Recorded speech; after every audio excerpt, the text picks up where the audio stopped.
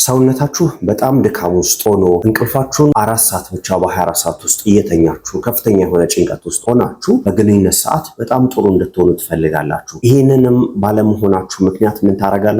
ቪያግራን ገዝታችሁ ትጠቀማላችሁ። ቪያግራን ሁሌም መጠቀም ትጀምራላችሁ። ይህም ደግሞ ዘርፈ ብዙ የሆኑ የጤና ጉዳቶችን ያስከትልባችኋል። ቪያግራን ከመጠቀማችሁ በፊት ማድረግ የሚገባችሁ ነገሮች አሉ። አመጋገባችሁን ማስተካከል፣ መመገብ ያለባችሁ ምግቦች አሉ፣ መመገብ የሌለባችሁ ምግቦች አሉ። ሌላ ማድረግ የሚገባችሁ ነገሮች አሉ። ምን ከማድረጋችሁ በፊት ቪያግራን ከመጠቀማችሁ በፊት ማለት ነው። በዛሬው ቪዲዮ መመገብ ያለባችሁ ምግቦች ምንድናቸው፣ መመገብ የሌለባችሁ ምግቦች ምንድናቸው የሚሉትን እንመለከታለን። እናንተ ከግንኙነት በፊት ጥሩ እንድትሆኑ የሚያደርጋችሁ ምግብ ምንድነው? እስቲ ኮሜንት ቦክሱ ላይ ጻፉልኝ። ለማታውቁኝ ዶክተር ከበደ ይልማ እባላለሁ። ለዚህ ቻናል አዲስ የሆናችሁ ሰብስክራይብ አድርጉ፣ ላይክ አድርጉ፣ ሼር አድርጉ። 85% የምትሆኑት የቻናሌ ተከታታዮች ሰብስክራይብ ሳታደርጉ ነው የምትመለከቱትና ጠቃሚ ቪዲዮዎች ወደ እናንተ እንዲደርሳችሁ ሰብስክራይብ አድርጋችሁ ቪዲዮን ጀምሩ። በዛሬው ርዕሳችን የምንመለከተው ምንድነው ብያችኋለሁ። ቪያግራን እንዳትጠቀሙ መመገብ ያለባችሁ ምግቦች፣ መመገብ የሌለባችሁ ምግቦች ነው የምንመለከተው ብያችኋለሁ። ከሱ ቀደም ምን እንመልከት? በግንኙነት ሰዓት ጥሩ እንድትሆኑ የሚያደርጋችሁ ነገር ምንድነው? ጥሩ የሆነ የደም ዝውውር ነው። ጥሩ የሆነ የደም ዝውውር እንዲኖራችሁ ደግሞ ጤናማ የሆነ ምን ያስፈልጋችኋል? ደም ስር ያስፈልጋችኋል። ጤናማ የሆነ ደም ስር ካላችሁ የደም ዝውውራችሁ ጥሩ ይሆናል። የደም ዝውውራችሁ ጥሩ ከሆነ ደግሞ በግንኙነት ሰዓት ወደ ብልታችሁ የሚፈሰው የደም መጠን ጥሩ እንዲሆን ያደርጋል። ይሄም ያለ ችግር ግንኙነት እንድታረጉ ይረዳችኋል ማለት ነው። ነገር ግን በግንኙነት ሰዓት ችግር ያለባችሁ ሰዎች፣ ብልታችሁ ቶሎ ማይነሳ ሰዎች የተለያዩ ችግሮች ኖሮባችሁ ሊሆን ይችላል። ለምሳሌ ሲጋራ የምታጨሱ ሰዎች ልትሆኑ ትችላላችሁ። የውፍረት ሁኔታችሁ ከፍተኛ ሊሆን ይችላል። የልብ ህመም ሊኖራችሁ ይችላል። የስኳር ህመም ኖሮባችሁ ሊሆን ይችላል። ግፊት ኖሮባችሁ ሊሆን ይችላል። አንዳንዴ እንደውም ምንድነው በግንኙነት ሰዓት ጥሩ ማይሆኑ ሰዎችን ወይም ብልታቸው ማይቆም ሰዎችን ወይም ብልታቸው ዝግጁ ማይሆን ሰዎችን የተለያዩ ህመም እንዳለባቸው ምን እናደርጋለን? እንጠረጥራለን። እነዛም ሰዎች የተለያዩ ምርመራዎች እንዲያደርጉ እናደርጋለን። ብልታችሁ ዝግጁ አለመሆን ችግር ካለ የተለያዩ የጤና ጉዳቶችም ሊኖሩ ስለሚችሉ ምርመራ ማድረግም አስፈላጊ ነው፣ ቪያግራን ከመጠቀም ይልቅ ማለት ነው። ስለዚህ የደም ዝውውር ጥሩ አልሆነም ማለት ወደ ብልታችሁ የሚሄደው ምንድነው የሚከሰተው ማለት ነው? ብልታችሁ ዝግጁ እንዳይሆን ያደርጋል ማለት ነው። ስለዚህ ዛሬ በስፋት ብልታችሁ ዝግጁ እንዲሆን የምታረጉባቸውን ምግቦች እንመለከታለን። በዛው ልክ ደግሞ ብልታችሁ ዝግጁ እንዳይሆን ያረጉ ምግቦችን እንመለከታለን ብያችኋለሁ አይደለ? እስቲ ብልታችሁ ዝግጁ እንዲሆን ከሚያረጉ ምግቦች ውስጥ የመጀመሪያውን እንመልከት።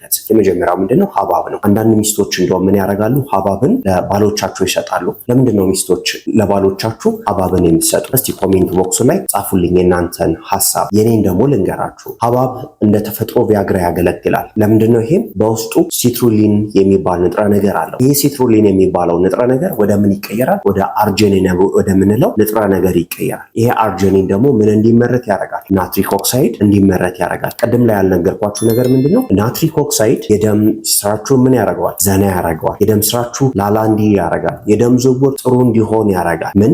ናትሪክ ኦክሳይድ ማለት ነው። ስለዚህ ሐብሐብን በምትመገቡበት ሰዓት ላይ ሰውነታችሁ ውስጥ የሚመረተው የናትሪክ ኦክሳይድ መጠን ከፍ ስለሚል ምን ይሆናል ማለት ነው? ወደ ብልታችሁ የሚሄደው የደም መጠን ጥሩ እንዲሆን ያደርጋል። በዚህም ምክንያት ብልታችሁ ዝግጁ እንዲሆን ማድረግ ይችላል ማለት ነው። በዚህም ነው ብዙ ሰዎች ከግንኙነት በፊት ሐብሐብን የሚጠቀሙት ማለት ነው። ሐብሐብን በምትመገቡበት ሰዓት ላይ መገንዘብ ያለባችሁ ነገር ምንድነው? ሐብሐብን ስትመገቡ የደም ስራችሁ ምን ይሆናል? ዘና እንዲል ያደርጋል። የደም ስራችሁ ዘና ካለ የደም ዝውውራችሁ ጥሩ እንዲሆን ያደርጋል። በዚህ ምክንያት በግንኙነት ሰዓት ጥሩ እንድትሆኑ ያደርጋችኋል ማለት ነው። ሞቃት አካባቢ ወይም በረሃ አካባቢ የምትኖሩ ሰዎች አንድ ማትገነዘቡት ነገር አለ። እሱ ምንድነው? ሰውነታችሁ ፈሳሽ እንዳጠረው አትገነዘቡ። በዚህም ድካም ይሰማችኋል። ከፍተኛ የሆነ ኃይል ማጣት ይከሰትባችኋል። በምኑ ምክንያት? በፈሳሽ እጥረቱ ምክንያት ማለት ነው። ይህም ለምንድነው? እናንተ የምትኖሩበት አካባቢ ይሄ ሞቃት አካባቢ ወይም በረሃ አካባቢ የምትኖሩ ሰዎች ሰውነታችሁ ፈሳሽን ይለቃል። በምን አማካይነት? በላብ አማካይነት፣ በትንፋሽ አማካይነት፣ በተለያዩ ነገሮች አማካይነት ምንን ከሰውነታችሁ ያስወግዳል? ፈሳሽን ያስወግዳል። እናንተ ግንኙነት ለማድረግ በምትፈልጉበት ሰዓት ላይ ብልታችሁ ዝግጁ ላይሆን ይችላል። በምኑ ምክንያት ማለት ነው? ሰውነታችሁ ፈሳሽ ስላጠረ ማለት ነው። ስለዚህ ምን ማድረግ አለባችሁ? ሐብሐብን መመገብ መቻል አለባችሁ፣ ወይም ውሃ በበቂ ሁኔታ መጠጣት መቻል አለባችሁ ማለት ነው። ይህን ስታደርጉ ግንኙነት ከማድረጋችሁ ከ1 ሰዓት ወይም ከ2 ሰዓት በፊት ነው ይህንን ሐብሐብ መመገብ ያለባችሁ፣ ወይም በቂ ፈሳሽ ወይም በቂ ውሃ መጠጣት ያለባችሁ ማለት ነው። ለምን? ከግንኙነት በፊት ጥሩ እንድትሆኑ ቪያግራ እየገዛችሁ እንዳትጠቀሙ ማለት ነው። ሁለተኛው መመገብ ያለባችሁ ምግብ ምንድነው? ለውዝና የለውዝ ዝርያዎችን ለምሳሌ ወልነት፣ አልመንድ፣ ፒነት የተለያዩ የለውዝ ዝርያዎችን መጠቀም ዘርፈ ብዙ የሆነ ጥቅም ይሰጣል በግንኙነት ሰዓት። ይህም ለምንድነው? ለውዝና የለውዝ ዝርያዎች በውስጣቸው ምን አላቸው? ዚንክ አላቸው፣ ማግኒዥየም አላቸው፣ ጤናማ የሆነ ስብ አላቸው፣ አርጂኒን የምንለው ንጥረ ነገር አላቸው። እነዚህ ከላይ የጠቀስናቸው ንጥረ ነገሮች ደግሞ ለምን ይጠቅማሉ? የቴስቶስትሮን ምርት እንዲጨምር ያደርጋሉ። ጤናማ የሆነ የደም ዝውውር እንዲኖር ያደርጋሉ። በአጠቃላይ የሰውነት ጤንነታችሁ በጣም የተጠበቀ እንዲሆን ያደርጋሉ ማለት ነው። በዚህ ምክንያት በግንኙነት ሰዓት ጥሩ እንድትሆኑ፣ በግንኙነት ሰዓት ምንም አይነት ድካም እንዳይሰማችሁ ማድረግ ይችላሉ ማለት ነው። ቪያግራን ከምትጠቀሙ አንድ እፍኝ አልመንድ መመገብ ወይም ለውዝ መመገብ ወይም ሌሎቹን የለውዝ ዝርያዎችን መመገብ በጣም ጠቃሚ ነው ማለት ነው። በግንኙነት ሰዓት ጥሩ እንድትሆኑ ማለት ነው። ሶስተኛው መመገብ ያለባችሁ ጥቁር ቾኮሌት ነው። ጥቁር ቾኮሌት ምን ተብሎ ነው የሚጠራው? የስሜት ምግብ ተብሎ ነው የሚጠራው። ይሄ ጥቁር ቾኮሌት በውስጡ ምን ይዟል? ፍላቪኖይድ የምንለውን ንጥረ ነገር ይዟል። ይሄ ፍላቪኖይድ የምንለውን ንጥረ ነገር ደም ስራችሁ ጥሩ እንዲሆን ያደርጋል። ጥሩ የደም ዝውውር እንዲኖር ያደርጋል።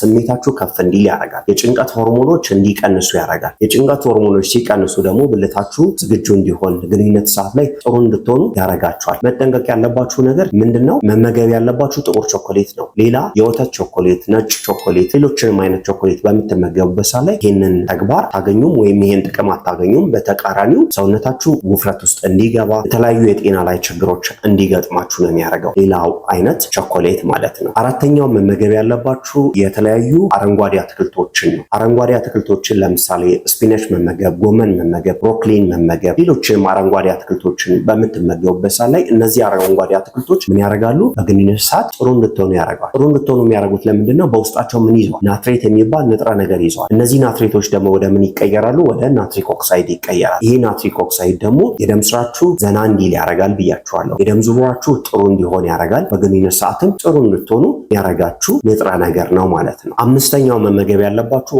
አሳ ነው። አሳ ለምን ይጠቅማል? የልብ ጤንነታችሁ የተጠበቀ እንዲሆን ያደርጋል። ሰውነታችሁ ውስጥ ብግነት እንዳይከሰት ያደርጋል። የደም ስሮቻችሁ ጥሩ ጤንነት ላይ እንዲሆኑ ያደርጋል ማለት ነው። ይህም በማድረጉ ምክንያት በግንኙነት ሰዓት ጥሩ እንድትሆኑ ያደርጋችኋል ማለት ነው። ስለዚህ አሳ ብትመገቡ በግንኙነት ሰዓት ጥሩ እንድትሆኑ ያደርጋችኋል። አስተውላችሁት ከሆነ የአሳ ሾርባን ስትጠቀሙ ምን ሊከሰት እንደሚችል አስቡት። የአሳ ሾርባን ስትጠጡ፣ አሳ በበቂ ሁኔታ ስትመገቡ በግንኙነት ሰዓት ጥሩ እንድትሆኑ ነው የሚያደርጋችሁ። ስፔሻሊ ደግሞ የአሳ ሾርባን የምትጠቀሙ ሰዎች ታውቁታላችሁ። ስለዚህ አሳን መመገብ በግንኙነት ሰዓት ጥሩ እንድትሆኑ ያደርጋችኋል ማለት ነው። አሁን ደግሞ የምንመለከተው በግንኙነት ሰዓት ጥሩ እንድትሆኑ ማያረጓችሁን ነገሮች ነው የምንመለከተው። ምግቦችም ሊሆኑ ይችላሉ፣ መጠጦችም ሊሆኑ ይችላሉ፣ ሌሎችም ነገሮች እነሱ እንመልከት። የመጀመሪያው ምንድነው? ከልክ በላይ ምግብ መመገብ ነው። ሰውነታችሁ ከሚፈልገው በላይ ምግብ ተመግባችሁ ግንኙነት ለማድረግ በምታስቡበት ሰዓት ላይ ብልታችሁ ዝግጁ እንዳይሆን ያደርጋል። በተለይ ደግሞ ዘይት የበዛባቸውን ምግቦች ስትመገቡ ምን እንዲከሰት ነው የሚያደርገው? ብልታችሁ ዝግጁ እንዳይሆን ያደርጋል። ይህም ለምንድን ነው የሚለውን ነገር እንመልከት። ከልክ በላይ ምግብ በምትመገቡበት ሰዓት ላይ ወይም የዘይት መጠናቸው ከፍተኛ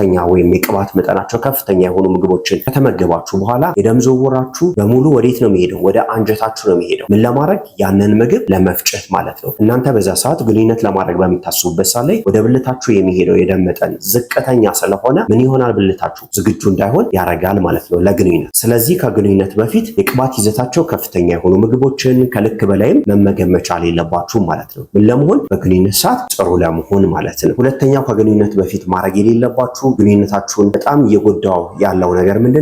አልኮል መጠጣት ነው። ብዙዎቻችሁ የምታስቡት ነገር ምንድነው? አልኮል ከጠጣችሁ በኋላ ጥሩ የግንኙነት ብቃት ይኖረናል ብላችሁ ነው የምታስቡት። ነገር ግን በተቃራኒው ግንኙነት ከማድረጋችሁ በፊት አልኮል ጠጣችሁ ማለት የብልት ዝግጁነታችሁ ይቀንሳል። የቴስቶስትሮን መጠናችሁ በከፍተኛ ሁኔታ ይቀንሳል። ሰውነታችሁ ፈሳሽ እንዲወገድ ያደርጋል። ይሄ ምን ያደርጋል? ብልታችሁ ዝግጁ እንዳይሆን ያደርጋል ማለት ነው። በዚህም ምክንያት በግንኙነት ሰዓት ምን እንድትጠቀሙ ያደርጋችኋል?